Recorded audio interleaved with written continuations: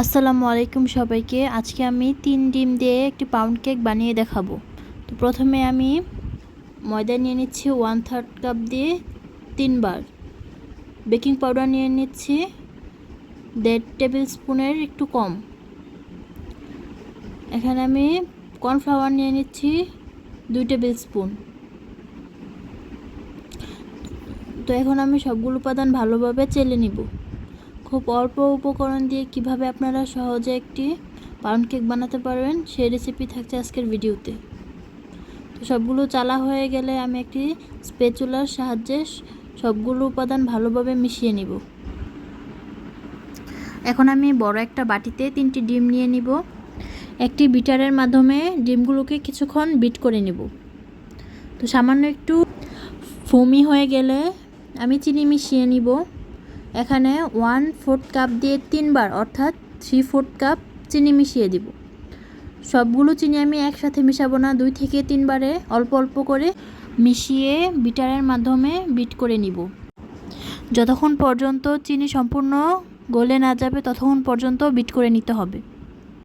বিটারের speed 2-এ রেখে bit করে নিব ফোমের রং সামান্য পরিবর্তন হওয়া পর্যন্ত।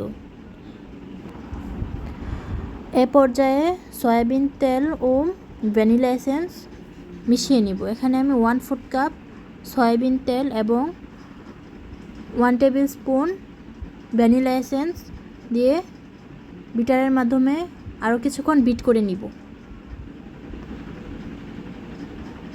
অল্প কিছুক্ষণ বিট করার পর এ পর্যায়ে আমি শুকনো উপকরণগুলো মিশিয়ে নিব। শুকনো উপকরণ সব একবারে না মিশিয়ে 2 থেকে 3 বারে আলতো হাতে মিশিয়ে নিতে হবে।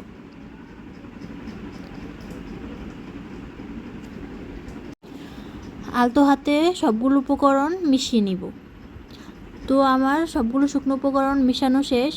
এ পর্যায়ে আমি একটি 5 ইঞ্চি মোল্ডে কাগজ বিছিয়ে এতে অয়েল ব্রাশ করে নিয়েছি। আজকের কেকটি আমি আপনাদেরকে গ্যাসের চুলায় বানিয়ে দেখাবো। তো এজন্য আমি একটি হাঁড়ি 5 মিনিটের জন্য আগে থেকে প্রিহিট করে রেখেছি। একটি স্ট্যান্ডের মধ্যে মোল্ডটা রেখে আমি একটি ঢাকনা দিয়ে ঢেকে মিডিয়াম টু লো হিটে কেকটাকে বেক করে নিব। আমার এই কেকটা হতে 30 মিনিটের মতো টাইম লেগেছে। তো এভাবে আপনারা খুব সহজে এবং অল্প উপকরণে একটি পাউন্ড কেক তৈরি করে নিতে পারেন।